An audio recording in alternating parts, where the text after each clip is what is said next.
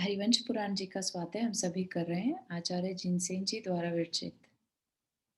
मंगलम भगवान वीरो मंगलम गौतमो गणी मंगलम कुंद कुंदात्यो जैन धर्मोस्तु मंगलम। नमो अरिहंताणम नमो सेताणम नमो आयर्याणम नमो उवज्जायाणम नमो लोये सवसाहुणम। पंच परमेष्ठी भगवान की जय। अगले 45 मिनट के लिए सभी प्रकार के पापों का त्याग करके सभी नौवर्ण नमोकार मंत्र पढ़ लें।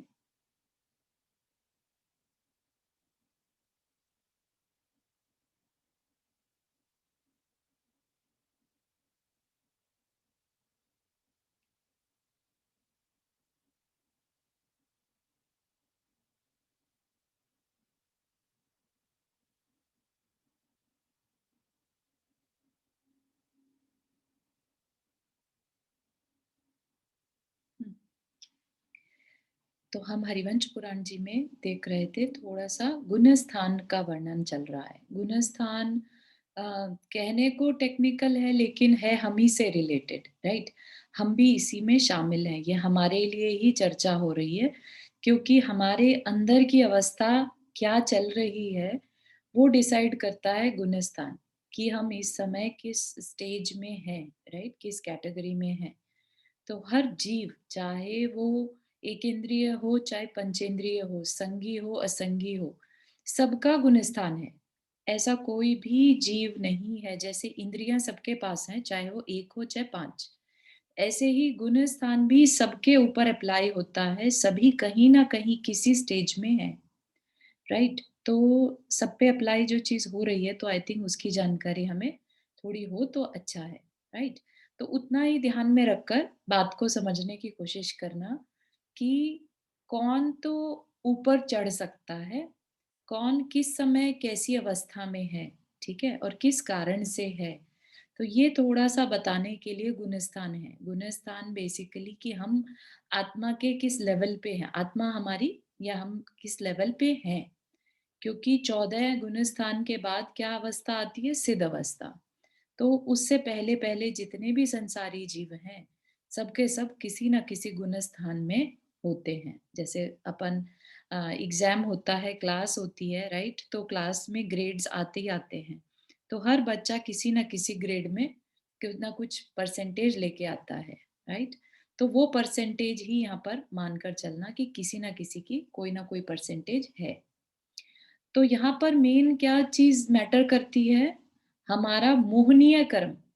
मोहनीय कर्म जिसके कि दो भेद रहते हैं। मोहनीय कर्म दर्शन मोहनीय और चारित्र मोहनीय, ठीक है। अब दर्शन मोहनीय में क्या रहता है? मिथ्यात्व, है ना, जिसमें जो डिसाइड करता है कि हमारा अंदर का श्रद्धान कैसा होगा। हमारे अंदर सम्यक श्रद्धान होगा कि हमारे अंदर मिथ्या श्रद्धान होगा, या फिर मिक्स होगा, ठीक है। और दूसरा क्या है? चारित्र मोहनीय, कि हम किस तरह के भाव करेंगे, क्रोध मान माया लोभ से रिलेटेड कैसे हमारे अंदर भाव आ रहे हैं। तो भाव दो तरह के हो गए, एक तो हमारी श्रद्धान से रिलेटेड भाव, और एक हमारे एक्सप्रेशन से रिलेटेड भाव, ठीक है। तो पहला जो श्रद्धान से रिलेटेड भाव है, उसमें हमारे अंदर क्या भाव आ सकते हैं कि भाई आत्मा कुछ नहीं होती, मुझे कोई मतलब नहीं है इससे, मुझे क्या करना है, जो है सो यहाँ है ना। ये क्या है? ये भी भाव है, लेकिन किससे रिलेटेड? श्रद्धान से रिलेटेड, हमारे एग्जिस्टेंस से रिलेटेड, हमारी आइडेंटिटी से रिलेटेड। और एक ये भाव है कि भाई दूसरे ने कुछ कह दिया उल्टा सीधा और हमें गुस्सा आ गया। ये भी हमारे भाव हैं कि उसकी इतनी हिम्मत, हमने हमसे ऐसा बोले, हमसे ऐसा कैसे बात कर सकता है, या देखो तो मेरे से बिल्कुल मेरे को रिस्पेक्ट नहीं दी। इस तरह के भाव आना, ये हमारे एक्सप्रेस करने से रिलेटेड भाव हैं, ठीक है। तो ठीक है, ये दोनों तरह के भाव दोनों सभी जीवों के चलते हैं, किसी के कम किसी के ज्यादा, ठीक है। अब जो पहले वाला और दूसरे वाला, उन दोनों के कारण गुण स्थान बनते हैं। जो पहले गुण स्थान में है, जो हम बोलते हैं मिथ्या दृष्टि, तो वो क्या है? बेसिकली उसके अंदर चारित्र मोहनीय वाली जो एक्सप्रेशन रिलेटेड जो भाव हैं, वो तो सारे नेगेटिव हैं ही, राइट। लेकिन जो पहला श्रद्धान से रिलेटेड भाव है, वो भी उसका डिस्टर्ब रहता है। उसको क्या लगता है कि आत्मा आत्मा कुछ नहीं होती, जो है बस यही जो दिख रहा है वही है। ठीक है? उसको ये लगता है कि भगवान सारे समान हैं। जो राम है, जो कृष्ण है, जो जीसस है, जो क्राइस्ट है, मोहम्मद है, सब बराबर है। ऐसा वीतरागता वर्ड उसको समझ में नहीं आता। तो ये क्या है? ये उसकी श्रद्धान का विषय है और डिस्टोर्टेड है, उसको नहीं बात समझ में आ रही। तो ये मिथ्या गुणस्थान, मिथ्या दर्शन का पहला गुणस्थान। तो इस तरह से करते हुए हमने 14 गुणस्थान के नाम जाने थे। ठीक है? इसमें हम आगे चलकर पूरा डिटेल में पढ़ने वाले हैं, नेक्स्ट पेज पे ही आने वाला है। तो उससे पहले अब मिथ्या दृष्टि मान लिया हमने, समझ में आ गया जिसका कि श्रद्धान ही गलत है। जिसका श्रद्धान गलत है, तो वो तो कभी सोचेगा ही नहीं मैं मोक्ष मार्ग पे चलूँ, ठीक है? अब किसी ने सोच लिया कि नहीं-नहीं, मैं तो आत्मा हूँ और ये शरीर जो है मेरे कर्मों से मिला है और मुझे मोक्ष तत्व में श्रद्धान रखना है, ठीक है? मोक्ष कुछ होता है और मोक्ष एक अवस्था है, मुझे वहाँ तक पहुँचना है। लेकिन अभी प्रमाद बहुत है, मज़ा बहुत आ रहा है संसार में, है ना? रिश्ते नातों में, संसार के जैसा पैसा आ रहा है तो उसमें एन्जॉय कर रहे हैं। तो ये सब क्या हो रहा है, उसको श्रद्धान तो ठीक हो गया, दर्शन मोहनीय तो ठीक हो गया, लेकिन अभी एक्सप्रेशन में वो बात नहीं आ पाई, उसमें कंट्रोल नहीं आ पाया। तो ये चौथे गुण स्थान से आगे चले अब वो थोड़ा-थोड़ा सोच रहा है कि नहीं, अम, थोड़ा तो कोशिश करूँ मैं, ऐसे कैसे चलेगा मेरा काम?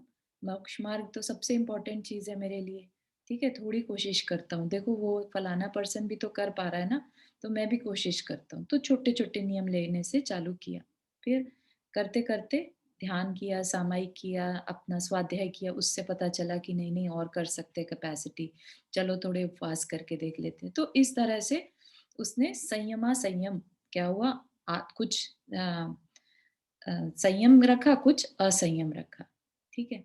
तो ऐसे करके 5वां आ गया उसका गुणस्थान।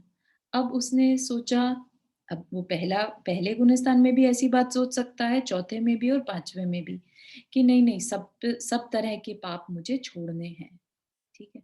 ऐसे भाव जब आए और उसने सब कुछ अपना छोड़ दिया, ठीक है? साधु बन गया, तो क्या हो गया, छठे गुणस्थान में आ गया। छठे गुणस्थान, 7वें गुणस्थान, तो ये कहते हैं जब मुनि बनते हैं, ठीक है? अब वो ठीक है, मान लिया आहार करता था, विहार करता था, सब कुछ कर रहा था। अब उसने सोचा कि नहीं, अब बहुत हो गया विहार आहार करते हुए, मरण समय निश्चित पास में आ रहा है, मैं थोड़ा-सा और ध्यान लगाऊँ और अपने का कल्याण जितना पॉसिबल है इस भव में मैं कर सकूँ। तो वो ध्यान की अवस्था में बैठ गया। मानो कि चतुर्थ कल है और खूब अच्छे से ध्यान, बॉडी में पावर भी बहुत है, तो ध्यान में बैठ गए। अब जब वो ध्यान की अवस्था में बैठे, तो जो ध्यान लगा, शुक्ल ध्यान जिसे कहते हैं हम, है ना? उसमें उसको अपनी आत्मा का परिचय होने लगा। जब आत्मा का परिचय होने लगा और सब कुछ उसने ऑलरेडी त्याग कर रखा था, तो उसको उसमें मज़ा आने लगा, ठीक है? मज़ा आते-आते जो सुख था उसको इतना अच्छा लगा कि उसने अंतर्मुहूर्त बहुत ध्यान लगाया और विदिन अंतर्मुहूर्त अंदर के जो परिणाम थे उसके विशुद्ध, विशुद्ध, विशुद्ध परिणाम, मतलब और अच्छे करता चला गया, है ना? अच्छे और बुरे परिणाम तो सबको मालूम है। बुरे परिणाम जब हम दूसरे का कोई बुरा चाहते हैं, अपना कोई बुरा करते हैं, वो बुरे परिणाम। जब हम अपने अच्छे के बारे में सोचते हैं, आत्म कल्याण के बारे में सोचते हैं, त्याग के बारे में सोचते हैं, राइट? तो ये चिंतन करते हैं, तो फिर हम अच्छा विशुद्धि भाव, इसका मतलब अंदर में बढ़ रहे हैं। तो अब वो जो साधु था, राइट? वो ध्यान में बैठ गया और अंतर्मुहूर्त में इतना स्ट्रॉन्ग ध्यान लगाया कि उस ध्यान के तप के कारण, ध्यान तप है, राइट? उस तप के कारण उसके सारे कर्म जो थे कटते चले गए और वो ये सारा काम कितने टाइम में कर लेता है? अंतर्मुहूर्त में, ठीक है? तो इस एकदम से जो तेजी आई अंदर में, भावों में एक विशुद्धता तेजी के साथ आई और ऊपर की तरफ उसका गुणस्थान बढ़ने लगा। इसको क्या कहते हैं? श्रेणी आरोहण, ठीक है? इसका टेक्निकल वर्ड है श्रेणी आरोहण।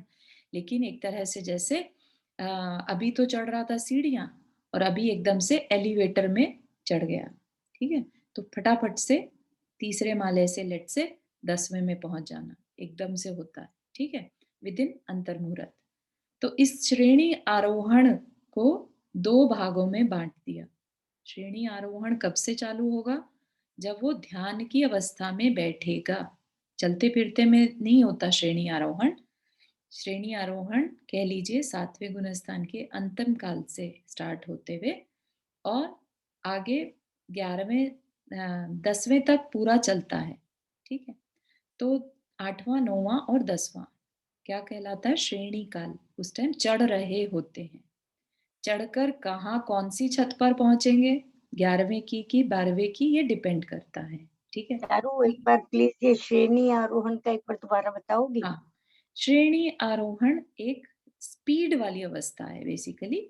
जैसे होता है ना कि छठे सातवें में झूल रहे हैं, बहुत समय तक छठे सातवें में ही घूम रहे हैं, आहार कर रहे हैं, विहार कर रहे हैं, तो उस समय पर तो ध्यान में नहीं बैठे ना। जिस समय ध्यान में बैठे और बिल्कुल सब कुछ छोड़कर बस कि मुझे अब अपनी आत्मा को पाना है, ऐसा मान के ठान के और ध्यान में बैठे, तो अंतर मुहूर्त में जो अंदर में उठाव आता है, अपनी आत्मा का उत्थान होता है, ठीक है? उसके उसको बेसिकली श्रेणी आरोहण कहते हैं। अंदर ही अंदर विचारों में जो विशुद्धि आई, परिणामों में जो विशुद्धि आई, उसको श्रेणी आरोहण कहते हैं। आरोहण मतलब चढ़ना, ठीक है? श्रेणी मतलब सेक्शंस, सेक्शंस में एकदम से चढ़ना। ठीक तो है। परिणामों में विशुद्धि के कारण जो फटाफट फटाफट गुण स्थान बदलते हैं, उसको श्रेणी बोलते हैं, ठीक है। तो 8वां 9वां 10वां ये क्या है? विद इन अंतर मुहूर्त बदलते चले जाते हैं और उसके बाद 11वां या फिर 12वां, ठीक है। ऐसा नहीं होता 10वें के बाद 11वां और फिर 11वें के बाद 12वां, ऐसा नहीं होता। 10वें के बाद या तो 11वें में या 12वें में जाता है। उसमें क्या डिफरेंस हुआ? क्योंकि अगर 11वें में गया, इसका मतलब क्या है? उसने कर्मों का, मोहनीय कर्म का उपशम कर दिया, उसको सिर्फ दबा दिया फॉर द टाइम भी, ठीक है। अंतर मुहूर्त के लिए सिर्फ दबा दिया, तो 11वें में जाएगा। और अगर उसने इतनी विशुद्धि दिखाई अंदर में कि उसने उन मोहनीय कर्म को क्षय ही कर दिया, खत्म ही कर दिया, तब वो 12वें में चला जाता है, ठीक है। और 12वें से फिर 13वें में, ठीक है। इस तरह से वो अपना कल्याण कर पाता है। तो 11वें में जाने को उपशम श्रेणी और 12वें में जाने को छपक श्रेणी कहते हैं। अ, हाँ, पहले नंदा जी ने शायद हाथ रेज किया था। नंदा जी, आपका क्वेश्चन। हाँ, आपने कई बार बोला ब्रह्म मुहूर्त। तो जो अंतर ब्रह्म मुहूर्त, अंतर अंतर मुहूर्त। अंतर मुहूर्त, हाँ, अंतर मुहूर्त, इसका क्या मतलब है? जो हाँ, सुबह के टाइम जो मेडिटेशन किया नहीं, जाता है उसको नहीं, कहते हैं? नहीं, वो ब्रह्म मुहूर्त है। मुहूर्त होता है, मुहूर्त है ना। अच्छा अच्छा। ये क्या है? अंतर मुहूर्त। अंतर मुहूर्त मतलब अच्छा, कि अंदर की 48 तरफ मिनट। देखना। नहीं, नहीं, नहीं, 48 मिनट का एक मुहूर्त होता है, ठीक है? अंतर मुहूर्त मतलब एक समय से लेके 48 मिनट तक का समय जो होता है, वो अंतर मुहूर्त कहलाता है, ठीक है? अच्छा विदिन 48 मिनट, अच्छा। ठीक है? और ये सिर्फ जो लोग साधु बन गए हैं उनके लिए ही होता है, या कोई अगर कोई भी आम आदमी भी अगर मेडिटेशन करता है तो उसका भी हो सकता है, अगर उसने मतलब ये उस? सिर्फ बहुत शांत परिणाम वाले साधु, मतलब बहुत अतिशयकारी परिणाम होने जरूरी है इसमें, तो एक साधु के ही हो सकता है। और अच्छा। वो भी चतुर्थ काल के साधुओं के साथ, क्योंकि आज के टाइम में कोई मोक्ष नहीं जा सकता, है ना। तो आज के टाइम में कोई श्रेणी आरोहण भी नहीं कर पाता, ठीक और है। शुक्ल ध्यान भी नहीं कर हाँ, पाता। तो ये व्यवस्था कब की है? चौथे काल की, काल के, ओके। है ना? क्योंकि थैंक यू। बॉडी में वैसा बल चाहिए, लेकिन जानकारी के लिए पूरा बताया जाएगा, है ना। इट डजंट मैटर कि हम्म। आज हो सकता है कि नहीं हो सकता, हम्म हम्म ठीक है। हम्म। Thank you. भूमिका, आपने हाथ रेज किया। चारू, मुझे कपल ऑफ क्वेश्चंस है। हम्म, पहला तो ये कि जब 11वां गुण स्थान है तो 11वें गुण अपशम गुण स्थान जो होता है, 11वें से हम दोबारा से छठे में जा सकते हैं, मतलब नीचे गिर सकते हैं, राइट? जाते ही हैं। हाँ, पर नॉट, 12वें से हम नहीं गिरते, दैट करेक्ट, इज। करेक्ट। और कितना नीचे गिर सकते हैं चारू? मिथ्या दृष्टि भी हो सकते हैं 11 से बिल्कुल हो सीधा एक? सकते हैं, बिल्कुल हो सकते हैं। अगर परिणाम नहीं संभाले तो पहले में भी जा सकते हैं। पहले में। दूसरा क्वेश्चन ये कि जो भव्य और अभव्य जीव होते हैं, राइट? तो अभव्य जीव भी संयम ग्रहण कर सकते हैं, तो उनके गुण स्थान कितना कितना तक हो सकता है? अभव्य बोला आपने? हाँ जी। अभव्य मिथ्या दृष्टि ही रहता है, अभव्य कभी उससे ऊपर नहीं उठ पाता, अच्छा, तो उनका कभी एक फर्स्ट गुण स्थान से आगे वो बढ़ते ही, नहीं जा सकते। हाँ चाहे वो संयम अवस्था में भी आ जाते। हाँ, वो संयम लेंगे भी तो अंदर के भाव नहीं बदलेंगे, उनके जो श्रद्धान रूपी भाव है ना वो नहीं बदलेंगे। ठीक है। और एक थर्ड क्वेश्चन ये कि जो हमारे भरत मुनि थे, जो जिनका अंतर्मुहूर्त में जिन्होंने निर्वाण प्राप्त किया था, तो मतलब केवल ज्ञान, तो केवल हाँ, तो वो अ, क्या गृहस्थ अवस्था में ही उन्होंने अंतर्मुहूर्त में किया था कि वो मुनि बने गृहस्थ थे? अवस्था को जब त्यागा था उसके अंतर मुहूर्त से, जब छोड़ने का मन बना लिया, राइट? हाँ, तो क्योंकि यही ये मेरे जो को अवस्था कंफ्यूजन है था। श्रेणी, राइट, क्योंकि हाँ, केवल ज्ञान प्राप्त किया इसका मतलब क्या, 13th गुण स्थान में पहुंच पहुंच गए। गए, राइट? तो हम्म, 13th में जाने तक की यात्रा कब से चालू होगी? जब पहले संयम से 5 6। है ना, हाँ 6 हाँ, से चालू होती है श्रेणी आरोहण। कब से राइट। होगा? 7वें 7। दिन के एंड से, हाँ है ना? हाँ। बेसिकली वो 5वें से पहले साधु बने, ठीक है? ओके। साधु हाँ, बनते साथ ही उन्होंने ध्यान लगाया और अंतर मुहूर्त विद इन 48 मिनट्स केवल ज्ञान प्राप्त कर लिया। तो हाँ, तो यही मेरे को एक कंफ्यूजन था कि पहले वो ग्रस्त अवस्था में ही थे, पर जैसे ही जैसे सोचा ही कपड़े उन्होंने, उतारे, और साधु वैसे ही बने, अंतर्मुहूर्त बराबर, में हाँ, उनको, फिर राइट। ध्यान लगाया, ठीक है? ठीक है, थैंक यू। हम्म, ठीक है। तो इस तरह से जो यहाँ पर उपशमक छपक बताया है वो श्रेणी आरोहण की अपेक्षा से बताया है, और क्योंकि यहाँ पर डिटेल में थोड़ा सा बताया, टेक्निकल वर्ड्स यूज हुए हैं, इसलिए I am also using. Otherwise मतलब जो बहुत स्टार्टिंग की भूमिका में है, राइट, हो सकता है उन्हें बात ना भी समझ में आ रही हो, तो अपनी तरफ से आई ट्राइड माई बेस्ट कि मैं इजीएस्ट करके बता पाऊँ, ठीक है? फिर भी अगर आपको इसमें नहीं क्लियर हो पा रहा है तो फील फ्री टू आस्क कि क्या चीज़ इसमें नहीं समझ में आई है, ठीक है? तो अपन बहुत ज़्यादा इसमें टेक्निकल में नहीं जाएंगे, लेकिन एटलीस्ट बेस क्लियर होना चाहिए अपना, ठीक है? तो ये जो बताया साधु, ठीक है, ध्यान लगाकर बैठे, वो उपशम श्रेणी या छपक श्रेणी। उपशम मतलब कर्मों को सिर्फ दबा देना, उपशम मतलब दबाना, ठीक है? और छपक मतलब क्षय करके खत्म कर देना, नष्ट कर देना, ठीक है? तो या तो अपन कर्मों को दबा सकते हैं या फिर उनको क्षय करके जा सकते हैं, ठीक है? तो अब क्या कह रहे हैं आगे कि छठे से लेकर 14वें, छठा मतलब मुनि महाराज, राइट, और 14वां मतलब सिद्ध बनने से पहले तक का, छठे से 14वें तक 9 गुण स्थान में रहने वाले मनुष्यों में बाह्य रूप की अपेक्षा, एक सेकंड, आपने उपशम मतलब बोला कर्मों का दबाना, हाँ जी, और दूसरा दूसरा छपक क्षय करना, खत्म कर देना, छपक। ठीक है? एक तो हो गया चीज को हाँ दबाना, राइट, हाँ वो उदय में हाँ। आने वाले थे उसको दबा दिया कि अभी नहीं आना, ठीक है ना? और एक है उसकी उसको खत्म ही कर दिया सत्ता में से, उसको बैलेंस में से हाँ खत्म कर दिया, हाँ तो दैट इज हाँ। The difference. अच्छा अच्छा, तो मतलब ऐसा हुआ कि उन्होंने तीसरे चौथे में तो उन्होंने श्रद्धा नहीं थी उनको, फिर पांचवें में उनको थोड़ा सा उन्होंने नियम लेने चालू किए हैं, और कुछ जो संयम में रहे वो तो अपना सब कुछ छोड़ दिया उन्होंने, वो साधु बन गए, तो हाँ, छठे में चले गए। छठे और सातवें, बच्चे, हाँ और छठे फिर सातवें उसके बाद अप्रमत। फिर हाँ 8वें 9वें और 10वें में हाँ। श्रेणी आरोहण किया, ठीक है? अच्छा, ध्यान लगाना चालू किया सातवें में ध्यान तो उन्होंने, लगाना बिल्कुल सही है, शुक्ल है ध्यान ना? लगाया। तो क्या हाँ, हुआ, डिपेंडिंग ऑन कि उन्होंने और किस तरह के कर्मों की अवस्था शेयर को करना क्या चालू किया। किया, उपशम किया कि हाँ क्षय कर दिया, हाँ हाँ उसके बेस पर उनका अगला गुण स्थान डिसाइड हुआ, ठीक है? हाँ। या तो फिर उन्होंने 11वां या 12वां।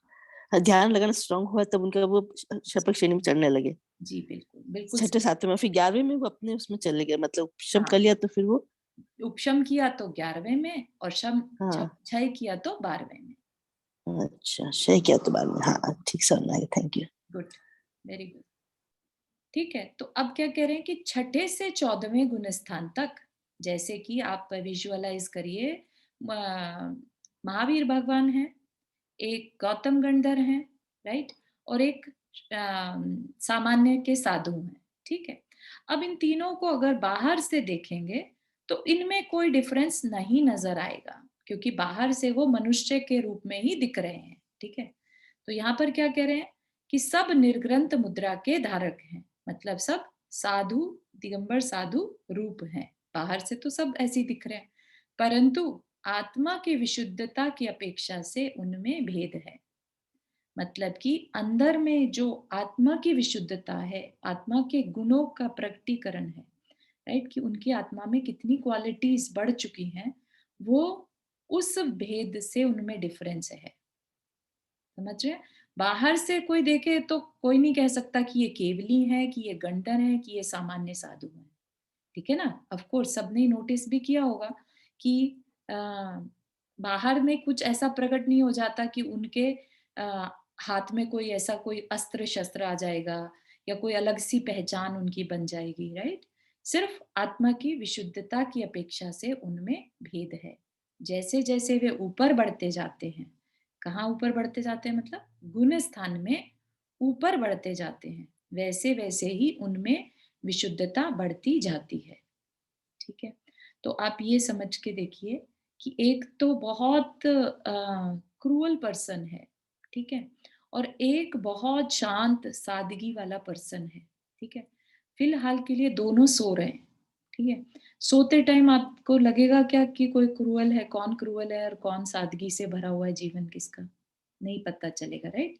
दोनों सेम दिखाई देंगे, राइट। जब वो उठेंगे, राइट, और जब उनके से बात की जाएगी, उनसे डिस्कशन होगा या कोई उनसे चर्चा होगी या लेन देन होगा, तब पता चलेगा कौन कितना क्रूअल है और कौन कितना सादगी से भरा है, ठीक है। ये तो उनके व्यवहार से पता चल गया।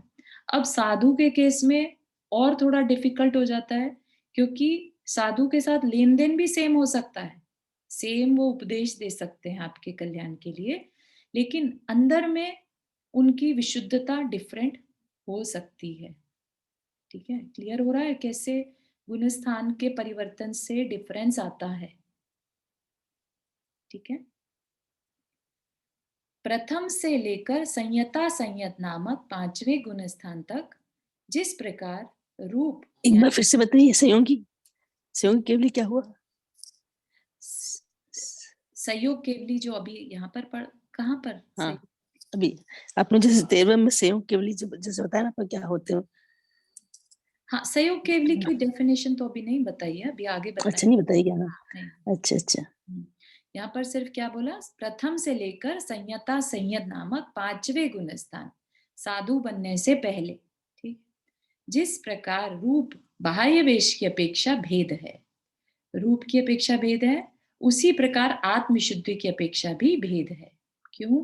क्योंकि जो एक गृहस्थ में रह रहा है, राइट, वो अपने घर के हिसाब से कपड़े पहनता है, रहन सहन है, राइट, उसको आइडेंटिफाई किया जा सकता है ये एक गृहस्थ है। एक हो सकता है ब्रह्मचारी हैं या और उससे ऊपर क्षुल्लक जी हैं, उनके बाह्य वेश को देखकर कह सकते हैं कि ये 5वें गुण स्थान वर्ती हैं, ठीक है।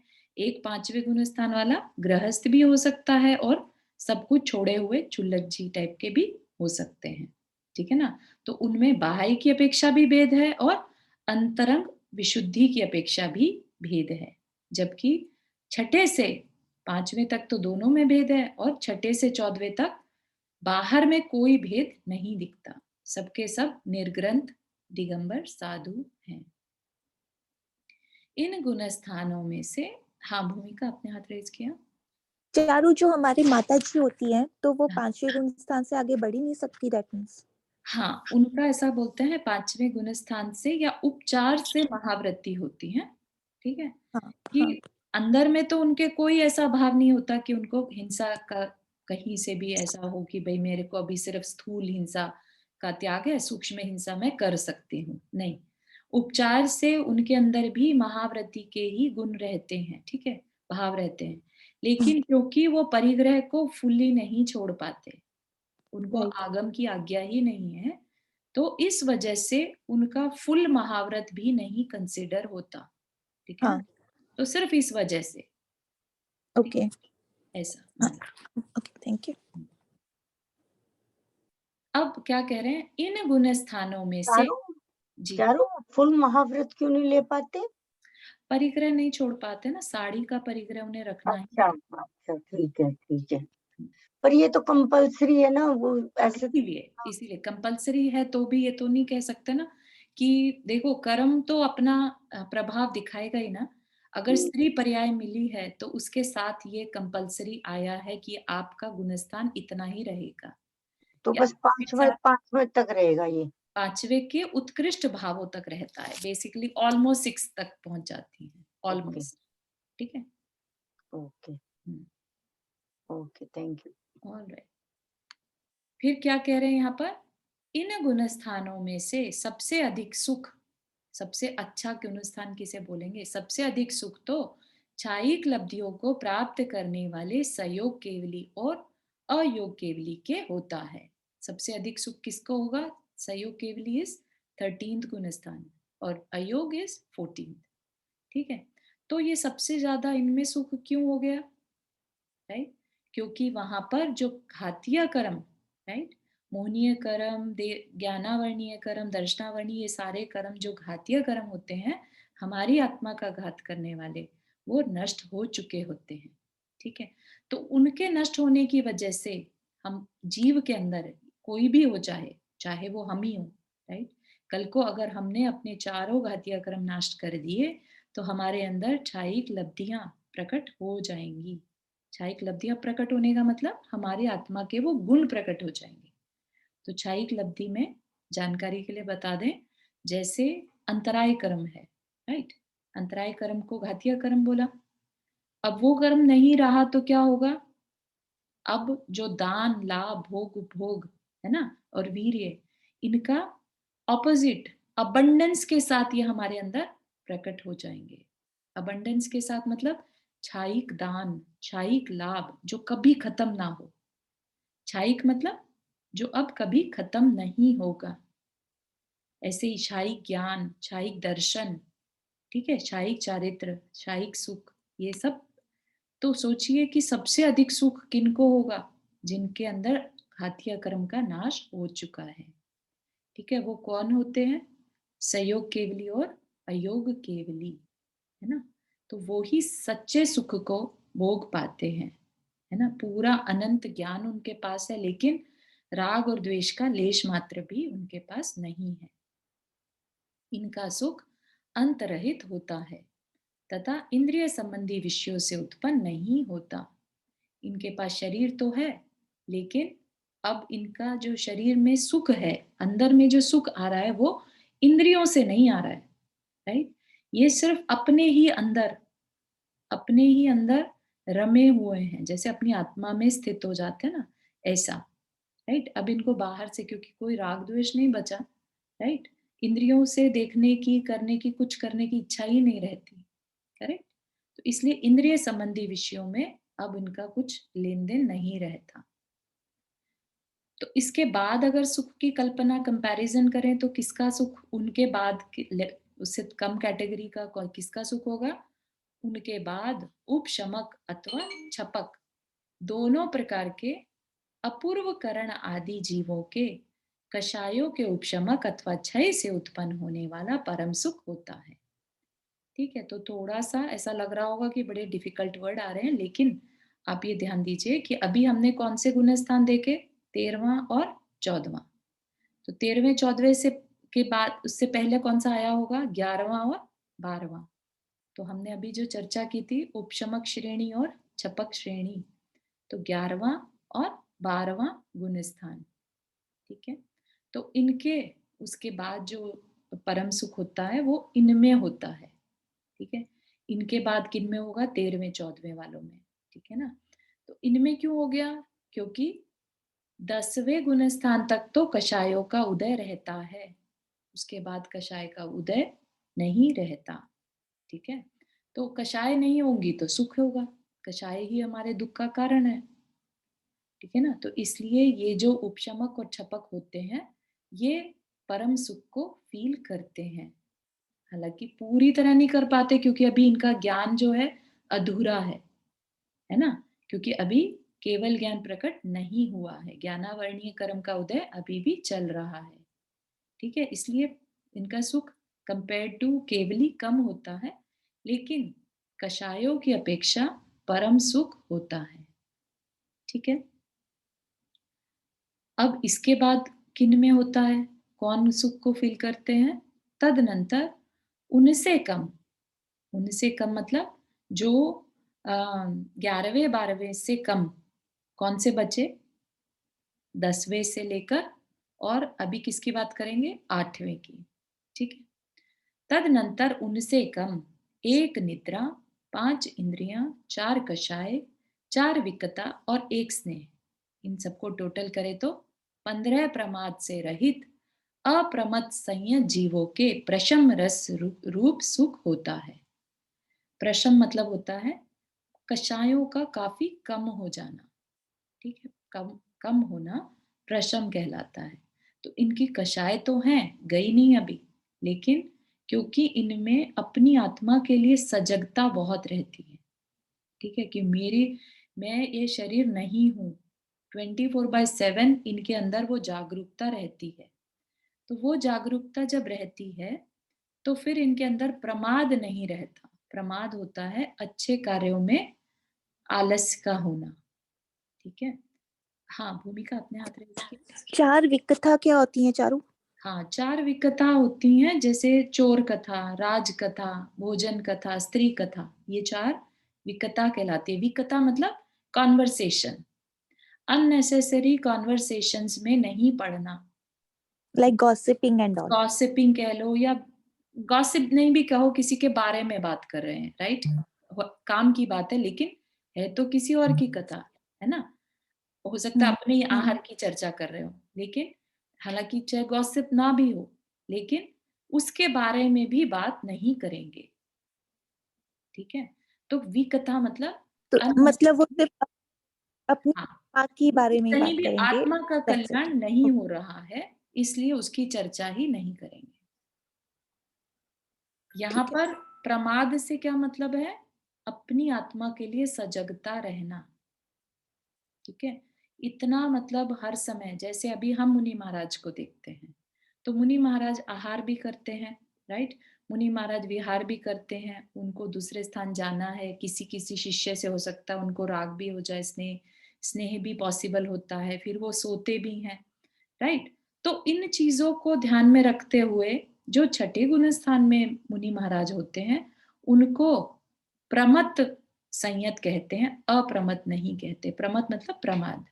ठीक है, तो उन मुनि महाराज में प्रमाद रहता है। प्रमाद को वो मतलब नहीं लीजिएगा कि पड़े रहते हैं बेड पे बस, ऐसा नहीं, वो वाला प्रमाद नहीं। कुशल कार्यों में अनादर का होना या आदर का न होना। कुशल कार्य मतलब अपनी आत्मा के कल्याण के बारे में जिस समय वो नहीं सोच रहे होते, उस समय उनको प्रमाद अवस्था कहते हैं। ठीक है, तो जैसे मुनि महाराज हैं, अगर वो आहार करते हुए भी उन्हें अपनी आत्मा का ख्याल आ जाए, ठीक है, तो उनको अप्रमत्त अवस्था कहा जाएगा, अप्रमादी अवस्था कहा जाएगा। इसीलिए मुनि महाराज को क्या कहते हैं? छठे 7वें में झूलना। ठीक है, बात समझ में आ रही है? बहुत मुश्किल तो नहीं लग रहा है? नहीं, अच्छे लग रहे हैं, आ रहे समझ। ओके, ठीक है, तो इस तरह से गुण स्थान एक तरह से हर पर्सन को, हर जीव को कैटेगराइज कर दिया। अब क्योंकि जो मोक्ष का मार्ग है उस पे एक संगी पंचेंद्रिय मनुष्य, कर्म भूमि का मनुष्य ही चल सकता है, इसलिए मान के चलिएगा कि छठे गुण स्थान से लेकर और 14वें तक जब बात की जाएगी, सिर्फ कर्म भूमि के संगी पंचेंद्रिय मनुष्यों की ही बात की जाएगी। ठीक है, उससे नीचे अगर बात करें तो एक बार को तिर्यंश, देव, नारकी सबकी बात उसमें हो सकती है। ठीक है, तो यहाँ पर अप्रमत्त में कौन आ गए? हमारे 7वें गुण स्थान के मुनि महाराज। ठीक है, जो कि प्रमाद रहित अपने प्रशम रस रूप को सुख में भोगते हैं। प्रशम मतलब कषायों की मंदता, क्योंकि मुनि महाराज हैं तो कषाय तो मंद है, लेकिन अभी क्योंकि कषाय तो कषाय ही है, राइट? कंपेयर्ड टू जो 11th और 12th में थे तब कषाय नहीं थी, राइट। लेकिन जो 7वें गुण स्थान में है उनके पास तो अभी कषाय है, लेकिन क्योंकि मंद है इसलिए प्रशम रस रूप सुख होता है, ठीक है। तो सुख की कैटेगरी बता रहे हैं कि इन गुण स्थानों में कैसा सुख होता है। उनके बाद हिंसा, झूठ, चोरी, कुशील और परिग्रह, इन 5 पापों से विरक्त प्रमत्त संयत जीवों के शांति रूप सुख होता है।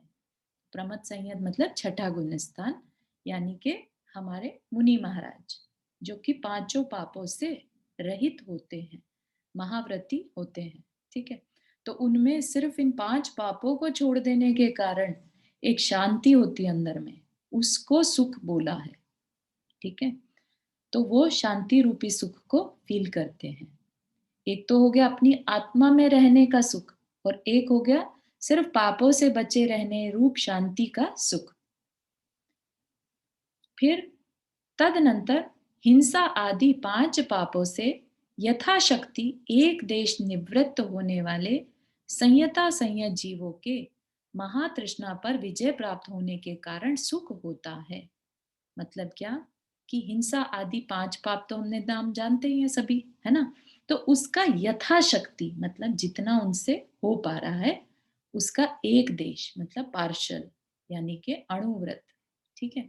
तो जो अणुव्रत लेने वाले संयता संयत जीव यानी पंचम गुण स्थान वाले, उनके अब क्या हो गया, महातृष्णा नहीं रही। महातृष्णा मतलब डिजायर, अंदर में हर चीज के लिए जैसे कि अनलिमिटेड डिजायर्स का होना अब नहीं रहा, क्योंकि उन्होंने परिग्रह परिमाण व्रत ले लिया कि मुझे बस इतने में काम चलता है, तो मुझे अब इससे ज्यादा पाप का बंध नहीं करना, ठीक है। मैं सब कुछ तो नहीं छोड़ पा रहा हूँ, लेकिन एटलीस्ट इतना छोड़ सकता हूँ, ठीक है, मेरा काम चल रहा है तो इतने में ही सही।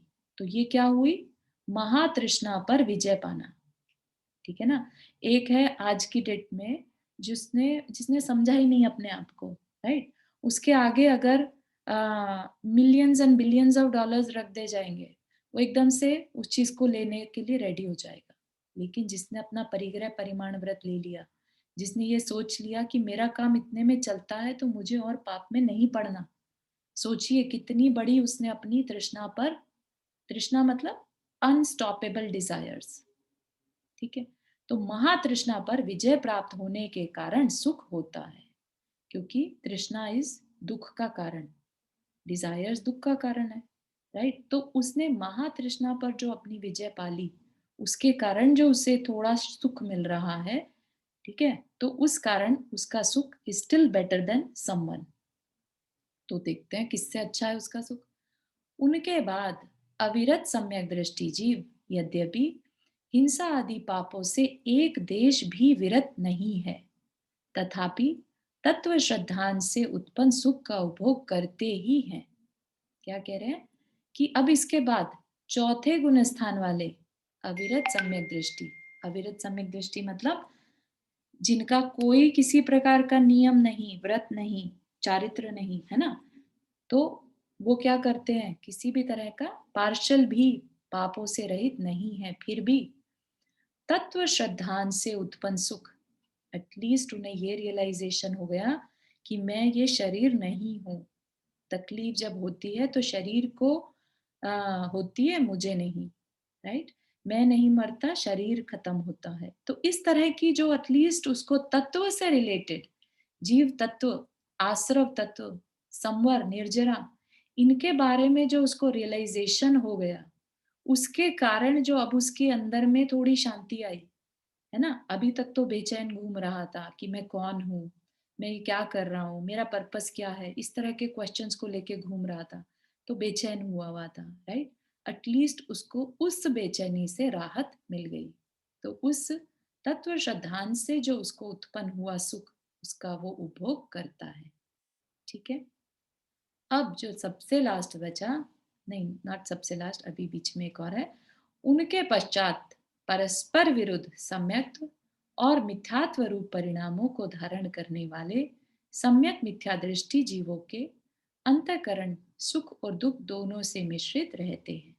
ये तीसरा गुण स्थान कहलाता है, जिसमें कि उनको ये लगता है कि कभी एक तरफ लुढ़क जाते हैं, कभी सोचते हैं ये भी सही है, वो भी सही है, ठीक है, कि मोक्ष भी होता है और साथ ही साथ जो है सो यही है, ऐसा भी मानते हैं। तो वो क्या कहलाता है? मिश्र गुणस्थान, ठीक है। तो उनके क्या चलता रहता है? सुख और दुख दोनों से मिश्रित रहते हैं। किस रूप का सुख? तत्व श्रद्धान रूपी सुख भी है थोड़ा बहुत, और अतत्व रूपी श्रद्धान का दुख भी है, ठीक है। तो दोनों का मिश्रण वो भोगते रहते हैं। हालांकि ये वाला गुणस्थान जो है अंतर्मूर्त का ही होता है, लेकिन क्योंकि होता है इसलिए बता रहे हैं। अब सम्यक दर्शन को उगलने वाले, सम्यक दर्शन को उगलने वाले मतलब छोड़ने वाले, सासाधन सम्यक दृष्टि जीवों का अंतर्भाव उस प्रकार का होता है जिस प्रकार का दूध और घी से मिश्रित शक्कर खाकर उसकी डकार लेने वालों को होता है। क्या मतलब?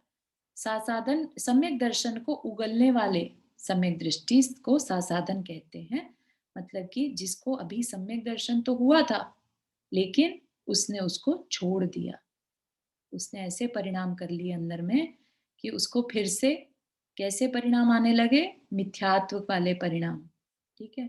तो क्या हुआ? उसका सम्यक दर्शन छूट रहा है और अभी मिथ्यात्व में पूरी तरह पहुंचा नहीं है, ठीक है। तो इसलिए उसको क्या कहते हैं? सासाधन, जिसने सम्यक दर्शन की असाधना मतलब उसकी डिसरिस्पेक्ट कर दी, ऐसे जीव को जैसे कि दूध और घी से मिश्रित शक्कर खा ली। तो अब डकार आती है तो डकार में वो स्मेल तो आ रही है, उसको पता तो चल रहा है उसने कुछ खाया है, लेकिन उसका रियल एक्सपीरियंस वो नहीं कर पाता। तो उसको क्या कहते हैं? सासाधन गुणस्थान, सेकंड गुणस्थान। तो क्या कह रहे हैं भावार्थ में? सम्यक्त्व के छूट जाने से सासाधन सम्यक दृष्टि जीवों को सुख तो नहीं होता, किंतु सुख का कुछ आभास होता है। जिस प्रकार की दूध घी शक्कर आदि खाने वालों को पीछे उसकी डकार द्वारा मधुर रस का आभास मिलता है, उसी प्रकार इनके सुख का आभास जानना चाहिए। तो जानकारी के लिए बता दें, सासाधन सम्यक दृष्टि का जो काल होता है वो इतना छोटा काल होता है, एक समय से लेके 6 आवली, ठीक है, बहुत छोटा समय होता है। और उतने में जो भी उनको फीलिंग आती हो, ठीक है, तो वो आभास रूप ही रहती है, ठीक है, बहुत छोटा समय रहता है। तदनंतर जो स्वप्न के राज्य के समान बुद्धि को भ्रष्ट करने वाले सप्त प्राकृतिक मोह से अत्यंत मूढ़ हो रहा है, ऐसे मिथ्या दृष्टि जीव को सुख कहाँ प्राप्त हो सकता है। तो अब ये जो सुख की बात कर रहे हैं, यहाँ पर क्या कह रहे हैं? मिथ्या दृष्टि जीव को किसी प्रकार का सुख नहीं होता। तो यहाँ पर सुख की परिभाषा क्या है? जो अतीन्द्रिय सुख है, ठीक है। यहाँ पर जो विषयों के सुख वाली बात है उसकी बात नहीं कर रहे हैं, आत्मा के सुख रूपी, राइट। तो कैसे, मतलब क्या हो जाता है उसको? जैसे सपने में सब कुछ राज्य मिल गया और खूब खुश हो रहा है, आंखें खुली तो कुछ नहीं है, राइट।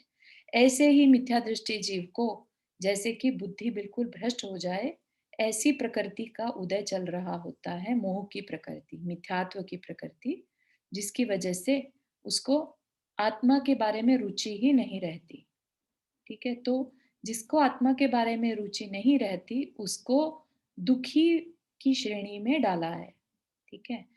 सम्यक दृष्टि जीव जिसको कि आत्मा में रुचि है उसको कहीं ना कहीं सुख की कैटेगरी में डाला है। सोचिए आप, भले ही उसके पास खाने को ना हो, ठीक है, फिर भी उसे एक मिथ्या दृष्टि की अपेक्षा अच्छा माना है, ठीक है। यहाँ तक समझ में आया सबको? 14 के 14 गुणस्थान सुख की अपेक्षा बताए हैं। हाँ, भूमिका अपने हाथ रखिए। चारू, अगर किसी जीव को ऐसा लगता है कि हाँ ये हमारी जिंदगी में जो हो रहा है वो दुख हमारे कर्मों की वजह से है, फिर उनको ऐसा लगने लग जाता है कि पर मेरे साथ ही ऐसा क्यों हो रहा है, तो ये क्यों गुणस्थान होता है? ये कौन सा गुणस्थान होता है? ये गुणस्थान देखिए, इस ऐसे खाली इस भाव से कह नहीं सकते, लेकिन एक इसको धर्म ध्यान की कैटेगरी में माना जा सकता है अगर आपको ये आभास हो कि मैं जीव आत्मा जीव तत्व हूँ और ये जो बाहर में है शरीर मिला है, अगर ये क्लैरिटी है और उसके बाद भी अगर दुख मान रहा है कर्म के उदय का, तो इसको क्या कहते हैं? अपाय विचय, है ना? कि भाई तकलीफ आ रही है, विपाक विचय, सॉरी, विपाक विचय मतलब कि जो हो रहा है वो कर्म का फल है। मैंने कर्म कोई किया था जिसकी वजह से आज ये दुख हो रहा है, तो इसको विपाक विचय धर्म ध्यान मानेंगे। ठीक है, चाहे उसे दुख हो रहा है लेकिन उस दुख को सिर्फ एक्सपीरियंस कर पाना, उसको रियलाइज करना इस विपाक विचय धर्म ध्यान। ओके, ठीक है। हाँ, थैंक यू। और यही काम अगर कोई मिथ्या दृष्टि करे जिसको कि अपनी पहचान ही नहीं है, तो फिर उसको आर्त ध्यान कहेंगे। ठीक है, इष्ट वियोग में या अनिष्ट संयोग में बस सोचे जा रहा है कि ये क्या हो गया, ये क्या हो गया, मेरे साथ ही क्यों हो गया, यू नो। तो अगर हमें ये समझ में आ रहा है कि भाई मैंने ही बांधा था, मैंने मतलब कौन? मैंने मतलब जीव तत्व, राइट? मैंने बांधा था और इस पर्याय में मुझे उसका फल मिल रहा है, तो ये कह सकते हैं कि ये सम्यक दृष्टि जीव के लक्षण है।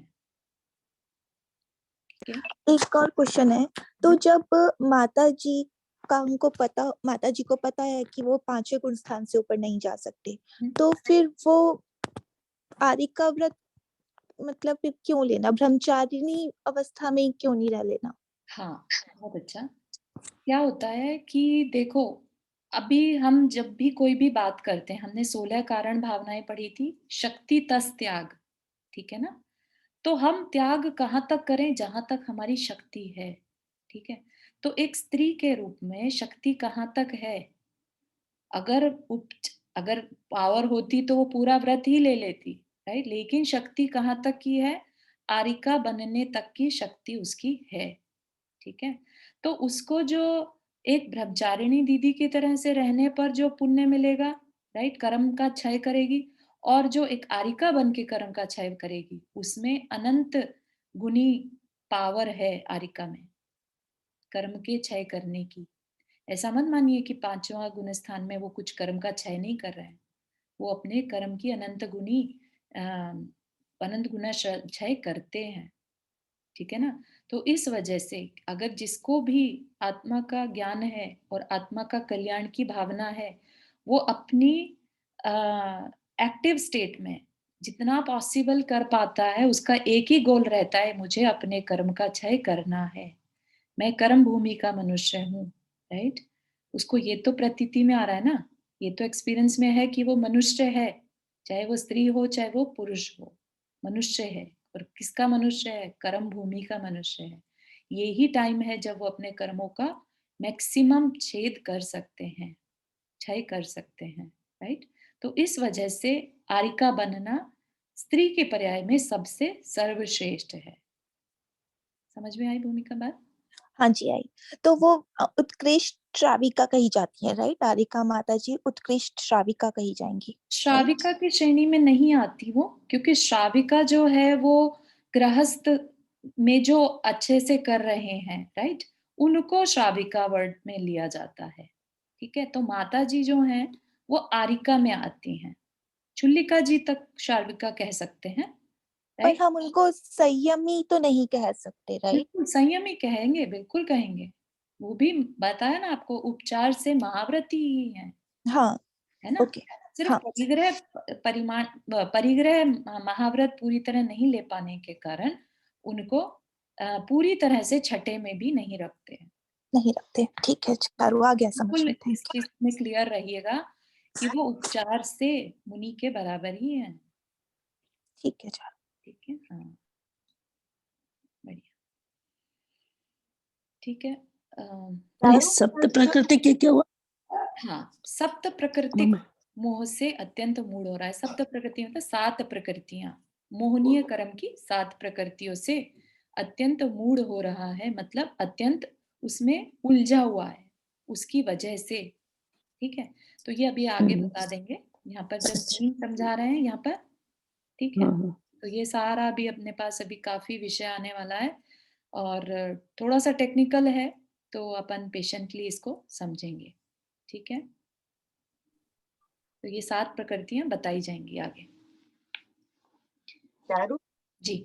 जैसे ये शुलिका माता जी और आरिका माता जी, हाँ जी। तो आरिका माता जी का स्टेटस थोड़ा ऊपर हुआ, हाँ जी, बिल्कुल। तो लेकिन शुलिका भी वैसे तो ग्रह को छोड़ के होती है, तो उनमें क्या फर्क रहता है दोनों में? शुलिका जी का जरूरी नहीं है कि वो घर छोड़े ही, राइट, वो घर में भी रह सकती हैं, क्योंकि चुल्लिका किसको कहेंगे? 11 प्रतिमाधारी, अच्छा उनको चुल्लिका कहा जाता है।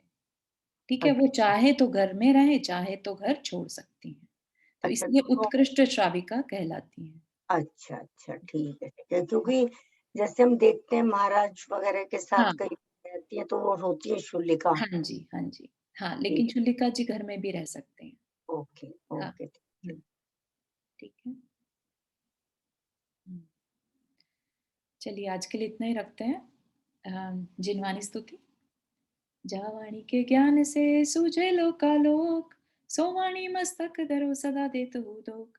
हे जिनवाणी भारती तो ही जपो दिन रहन, जो तेरा शरणा गए सो पावे सुख चैन। 9 बार नमक करना।